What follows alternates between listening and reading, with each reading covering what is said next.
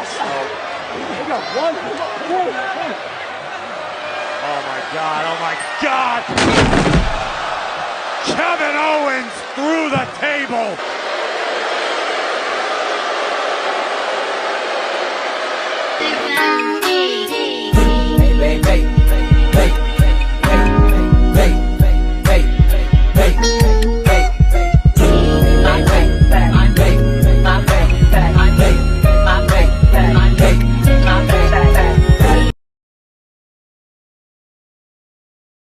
Hey, what's going on YouTube land? This your boy TJ and welcome to my YouTube channel, Wrestling Nostalgia, where I give my reviews on WWE shows and PLE events. And today we are going to be reviewing SmackDown, June 7th, 2024. But before I get into my review, go ahead and give that thumbs up a like. It helps push my video through the algorithm. And maybe share it to your friends and they can share it to their friends and we can all be friends. Enough of all the lollygagging and all that other stuff. Let's go ahead and get into my review. So we open up SmackDown with the bloodline of Paul Heyman, and they're discussing amongst themselves, Paul Heyman and Solo Sikoa, who's gonna go first. So he said, "You got it, Paul." So Paul says that his whole stick about, "My name is Paul Heyman." He lets the fans know that Solo Sikoa, until Roman Reigns comes back, he is the head of the table. And he introduced Tama Tonga as his right-hand man. He introduced the new bloodline member, Tonga Loa, as the infamous Tonga Loa. So then he tells everybody goodnight. So this is when Solo Sikoa says, "Aren't you forgetting something? You need to be thanking them because they helped you last week not get beat up by Kevin Owens." So he's all like scared and all, "Thank you, you guys." And I was like shivering like oh, in church. Yo, I was like, what the you can't make this stuff up. Paul Heyman says that, "I keep hearing in the back that KO wants to beat any bloodline members' butts tonight." So then this is when Kevin Owens comes out and then he tries to take on the bloodline by himself. It doesn't work. Of course he gets beat up. Until the Street Profits came out and helped, and then they clean house. They all brawling until they get the bloodline members out of the ring, and Solo Sikoa is like holding them back. So that is that segment. In this next segment, it is Solo and Paul Heyman, and Solo looks pissed off. He says, "Where you going, Paul? You ain't trying to leave, is you?" So he all like, no, I wasn't trying to leave." He said, "You need to make a 6-man tag with those fools that try to jump us tonight against the bloodline. Or otherwise, in the locker room, you gonna go one-on-one with Tama Tonga." So he was like, "Oh, no, that 6-man tag, yes, I'll do it. I'll talk to Nick right now. I like that option a lot more, the 6-man tag a lot more than me and him. I don't want, I don't want no problems." So he's like, Solo says, "Yeah, that's a wise choice, wise man." I'm all like, "God damn, you ain't gotta do all that to Paul." Shit. He was blocking me, he just gonna move. Yo. And we have our first match of the night, Jade Cargill and Bianca Belair versus Indy Hartwell and Candice LeRae. So this match starts off chaotic because Alba Fire and Aladon are at ringside, and so is Zoe Stark and Shayna Baszler. And this distraction from Aladon and Alba Fire initially distracted Bianca, because I was wondering why she kept doing like this, and then all of a sudden the camera panned over and it's them. Then this gives Indy Hartwell the unfair advantage, and for a hot second she is beating up on Bianca Belair, and then she have frequent tags with Candice LeRae and Indy Hartwell going back and forth with tags. And for the first half of this match, it kind of goes back and forth between Candice and Bianca Belair up until the commercial break. The advantage goes to Indy Hartwell and Candice LeRae. And then when the commercial break comes, they're still beating up on Bianca Belair until she gets the tag to Jade Cargill. Jade Cargill runs wild and she almost gets the pinfall over Indy Hartwell until Candice LeRae breaks up the pinfall. And towards the end of the match, this is when Bianca Belair and Jade Cargill hit their double team move, where Bianca Belair hits the DDT and then Jade Cargill hits her German suplex and Jade Cargill picks up the win. So right after the match, they get attacked by Alba Fire and Aladon and Shayna Baszler and Zoe Stark, and they lay Bianca and Jade out. So now they have a standoff in the ring, and then they go at it until Bianca Belair and Jade Cargill comes to, and they lay waste to both those tag teams. So like I said in my Raw review, I really do feel like it's going to be a triple threat tag team match, and I am here for it. In this next segment, Cody Rhodes is in the parking lot, and he's talking to Nick. Nick is saying that, look, I understand I got played by AJ Styles too, and in the best interest of the company, I can't have you guys fighting in the parking lot. Y'all guys could get seriously hurt. Cody says that I'm not the one that's going to get hurt, okay? I can assure you that. I'm not going to get hurt. He said, look, I just can't have y'all fighting or whatever. So this is when Cody Rhodes says that, look, you need to just go ahead and step outside of the situation. All respect to you, but this has nothing to do with you. This is between me and AJ, so let us handle our issues. So Nick looks at him, and then he just walks off. I don't know where this is going to head to, but I got an idea where it's going to head. In this next segment, it is Apollo Crews. And the interviewer is talking to him, and he says basically that tonight I'm about to go ahead and beat down on Angel Garza because he was supposed to have a match with Angel Garza. You're going to find out why I say supposed to. So he gets attacked by the Ghetto de Fantasma, and they are beating him down, and then they slam him into like these metal gate things. And I'm guessing that this match is either canceled or postponed. We're going to find out if they ever do have their match. But for now, because of the beatdown, Angel Garza versus Apollo Crews is not happening tonight. So the officials come in and they are helping Apollo Crews out, and they're carrying him. Nick comes in and he is talking to LA Knight. LA Knight comes from behind and he says, where is he? Talking about Logan Paul. So he says, as you can see, Logan Paul isn't here tonight. So he was like, oh, once again, he's not here, huh? So he said, what can he possibly be doing and not here?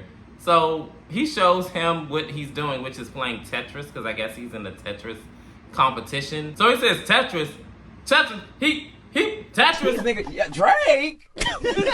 Drake. So he said, yeah, I'm pretty good at Tetris. You know, I could, make things fit, and, I got this boot and just shove it right there. And I said, oh. Yo, LA Knight is he is unhinged. So then this is when Carmelo Hayes comes in and he says that, oh, talking. That's all that you're known for, right? So he says that, unlike you, I've been cooking it for the last 3 weeks. I've been getting you too. So I'm like, ooh. LA Knight says that, well, you said that, you have a match opening and things like that. And, you got two guys here that, maybe could go ahead and fit that bill. So, I mean, what are we gonna do, huh? So Nick says that I'm picking up what you're putting down. So LA Knight versus Carmelo Hayes tonight. So it is gonna be Carmelo Hayes versus LA Knight finally. In this next matchup, it is Johnny Gargano versus Grayson Waller. These two actually had a really decent match. Actually, it was exceeded my expectations. They are going at it like hot and heavy in the beginning. Johnny Gargano is like throwing blows at Grayson Waller, and then Grayson Waller is like trying to return the favor and return those blows. A good majority of this match, Johnny Gargano was in firm control. Before the commercial break, he hit like a sliced bread number 2. It looked like it hurt him more than it hurt Grayson Waller actually. So then when we get from commercial break, Grayson Waller is in control. These two kind of had like a seesawish back and forth match. Then towards the end of the match, Johnny Gargano hit like a modified version of the Canadian Destroyer, and Grayson Waller rolls out of the ring. Johnny Gargano tries to dive out on Grayson Waller, but he ends up pulling Austin Theory into the hit that was meant for Grayson Waller, and he takes Austin out instead. This distraction leads to Grayson Waller pushing Johnny Wrestling into ring post. Then he gets him in the ring, and then he hits his version of the Unprettier, like a flipping Unprettier. And then 1, 2, 3, he wins this match. And then with no care in the world, just celebrating and yeah, I won. His freaking partner is outside of the ring, like licking his wounds, and he just like. So if I had to make a prediction, I do feel like eventually these two are going to break up, and it looks like it's going to be a face turn for Austin Theory, because the way that Grayson is coming off very selfish and does not care at all about Austin Theory. He's just using him as a prop to be a champion. And once he loses those championships with Austin Theory, it's done. Tell him the world in Louisville, Louisville, Kentucky. I can't be beat, and I'm too pretty.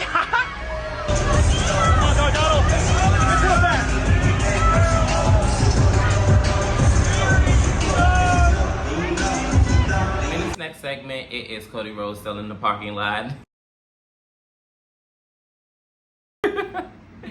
And he says, really? Because the GM, Nick, has gotten security to, I guess, make sure that everything is going to be secure for tonight. Because he lets Cody Rhodes know that AJ Styles is pulling up, and this is precaution. This is not anything against you, but I have to do my job. So, I mean, I can't really blame him, but on either end, whether it be Cody or Nick, because Nick has a job to do, and Cody's looking to get his lick back. So, we're going to see what's going to happen later tonight. In this next segment, Nick is trying to calm down Cody Rhodes, and he's saying, come on, be professional. Like, I understand, like, you're hiding and fuming. Like, let's just go ahead and just calm this down. Like, let's not let it get to violence. And I'm just like, boy, shut up. Violence is going to ensue, okay? So, finally, AJ Styles pulls up, and he said, what are you going to do, huh, Cody? What are you going to do? On his New York stuff. What you gonna do? What you gonna do? Like, yeah, because I'm fabulous. Like, Don't hate me because I'm fabulous. And you're mad. he didn't say that, but he is antagonizing him. So Cody just says, look, forget this. He goes out into the ring and he says, look, get your out here right now, AJ, and let's settle this. So AJ Styles comes out and he says, look, Cody, you really think I care what you want? Like, what I want is the WWE Championship, and I won't fight you here tonight. I'm going to fight you at Clash at the Castle. Cody says, oh, you don't want to fight me now, but you want to fight me at Clash at the Castle for the championship. Okay, cool, you got it, 100%, but this ain't going to be just any old match. I don't want to just beat you. I want to make you say the words you should have said last week, and that's I quit. So it's going to be an I quit match. And Nick makes it official. He does this, and it's official. It's going to be an I quit match. Cody Rhodes versus AJ Styles for the undisputed WWE Championship. So Cody doesn't want to wait until Clash at the Castle, and rightfully so. He tries to barrel through the security. It works for a minute, but then he has another round of security to go through, and they are all holding him back. And this leaves an opening for AJ Styles to get a cheap shot, and then he gets out of there. This very interesting development with Cody Rhodes' new character. I love it because I got tired of the whole, we're going to handle this at the PLE event. Like, that really got on my freaking nerves. I'm like, dude, this man is basically crypt walking on your father's grave, and you something handling at the freaking PLE event. Boy, go get your lick back. Like, what are you doing here? Like, what are we talking about? Hit him now. Like, it really got frustrating to sit up there and have this man really get beat on by almost everybody in the WWE industry. And for him to just, we're going to handle this at the PLE. No, no more. It's time to freaking get that edge and start whooping, okay? Like, I don't want to, like, ugh. But I'm so glad that he finally have let loose and cutting loose and showing this new edge because it was long overdue, okay? In this next segment, Jade Cargill and Bianca Belair are coming out of Nick's office, which is the GM. And Bianca Belair says that they just had a long conversation with Nick about what's going to happen at Clash at the Castle. So they agreed that it's going to be a triple threat tag team championship match for their tag team women's titles at Clash at the Castle. And it's going to be Bianca Belair and Jade Cargill versus Alba Fire and Isla Dawn, and also against Zoe Stark and Shayna Baszler. Those are some pretty intimidating women in the ring. Nothing that Jade Cargill and Bianca Belair can't handle. And we're going to see how that match is going to play out. But Bianca Belair follows it up and says that, oh, so it's going to be two teams going up against us? So Jade Cargill says, yep, I guess so. So Bianca says, who going to whoop us? Who going to stop us? Not us. So we're going to see how this storyline is going to unfold with these 6 women. One fish, 2 fish, red fish, blue fish. It don't matter who come at us, to be honest. Because they ain't gonna do it. In our next matchup, it is LA Knight versus Carmelo Hayes. I really did enjoy this match. Very standard back and forth match. Started off with them two, you know, already just swinging at each other. LA Knight is stomping Carmelo Hayes in the corner, and then Carmelo Hayes is fighting back. I remember at one point in the match where Carmelo Hayes was like kind of playing keep away with him. It's like a few maneuvers that LA Knight was hitting on him, and he was all like getting out the way and stuff, and he all like, then he finally clotheslines him in. I felt like that was just the funniest. And then like towards the end of the match, it looked like LA Knight was about to put him away with the BTF, but Carmelo Hayes ends up rolling him up and was about to get the cheap win because he had his tights. But then LA Knight flips him over, and 1, 2, 3, he wins this match with a roll up. I was like, oh wow. And then Carmelo Hayes is all like, and then the referee raising his hand and he was like, hey, you're winning right here.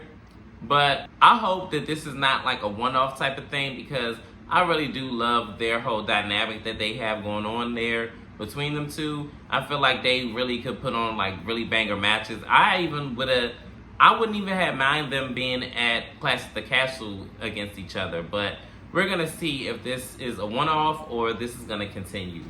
In this next segment, it is Nia Jax and Tiffany Stratton. Tiffany Stratton approached Nia Jax and she says, look, I just want to go ahead and give you a proposition and let you know that, like, outside of myself, I did have you winning the Queen of the Ring, and I feel like maybe you and I can go ahead and pair off with each other, Queen of the Ring and Princess of the Ring together. Nobody can stop us. Just go ahead and think about it. Toodles. So Nia Jax looks like she's intrigued and maybe thinking about it, but we'll find out at another date. But for now, she runs into Mia Yim and she says, oh, you again? How about you take a page out of your boys' book and go ahead and actually retire, because nobody wants you here. So I don't know if it was soda or what it was. She threw a cup of substance in her face and the brawl ensues. Nia Jax winds up flipping her over the table, and then it looked like Mia Yim, or between Mia Yim or Nia Jax, try to flip the table on each other, but the officials and security come in and break them up, and Mia Yim is saying, hey, you keep AJ Styles' name out your mouth. And I'm all like, girl, you still on AJ? Like, he ain't even acknowledged you. You ain't even in the segment with him just earlier in the night. Like, why are you gunning so hard for him? But hey, it is what it is. In this next segment, Bayley is in the ring, and she's saying that next week, which is at Clash at the Castle, she's going to be in unfamiliar territory, going up against Piper Niven, which is her homeland. And she says, which is crazy because considering how long she's been here, this is when Piper Niven and Chelsea Green comes out, and Chelsea Green says, nobody wants to hear from you, you loser. You were a loser in Saudi Arabia, you were a loser last week, and you're gonna be a loser at Clash at the Castle. It's funny how Chelsea Green is rewriting history, because she actually lost to Bayley at the Saudi show, but hey, go off. So she says that Piper Niven is going to be women's champion. This is when Bayley corrects Chelsea Green. She said, no, it's funny that you brought up the Saudi show because I remember beating you. This is when Bayley says that I get the whole you being her mouthpiece thing, but she really doesn't need you. She can speak for herself. So Bayley also says that she's been watching Piper Niven for a long time. Back in 2007, when Piper was involved in the Mae Young Classic, and she has so much respect for her, and she says she knows how it feels to lose in her own hometown, and she says that at Clash at the Castle, she's gonna have some damn fun, because at Clash at the Castle, she's gonna beat her in her hometown and retain her women's championship. So this is when Piper Niven says that that's great that you have so much admiration and respect for me, but it would mean a little bit more to me if you really knew my journey and my story, because I actually started in 2008 and she was winning world championships way before she was involved in WWE. And she says that hopefully you still had that respect for me when you be counting the lights next Saturday at Clash at the Castle when I take your WWE Women's Championship. In this next segment, it is Logan Paul, and he says it's crazy that I have to address this, but I heard someone that never won a championship belt was looking for me. He says, LA Knight, how about you take those Temu sunglasses off and you look around? I'm not there. I'm competing with actual challengers on Tetris. Okay. I'm winning yet another championship belt, something that you're unfamiliar with. and I want to face actual competition. He looked like a hillbilly Aladdin. He basically tells LA Knight that he needs to move around and he's not going to be fooling with him in the mid-card division. But you're the mid-card champion. I'm trying to figure out what the fuck do you got going on. Are you okay? What are we talking about here? Like, oh my goodness. You are not in the main event officially, Logan Paul. You are technically still a mid-card champion. So that means what? You're in the mid-card division with him. Girl. Yeah. This man, delusions and things like that, and the way he thinks is just crazy to me. But hey, that's you guys' hero. In this next segment, it is Chelsea Green and Piper Niven, and I guess they're describing how they want their celebratory championship win is gonna be after Clash at the Castle. So they run into Naomi, and Chelsea tries to interrupt Naomi's conversation with Nick, and Naomi is not having any of it. Naomi says, "You know what? I heard what you said out there, Chelsea, and this is going to be my first and final warning for you. Keep my name out your mouth." So this is when Chelsea Green says, "Ill." So she said, "Ill, ill, ill, ill." Ill's what they're going to be saying once I'm done moving your head. She said, "Because I ain't playing around with you no more." So this is when Nick says, "Look, this has been a trying day, ladies. How about this? You two go against each other next week if you can keep your hands off each other this week." So looks like Naomi is in agreement, and so is Chelsea Green. So next week it is going to be Chelsea Green versus Naomi. And finally, our main event is here, a 6-man tag. It is the Bloodline, the new Bloodline, versus KO and the Street Profits.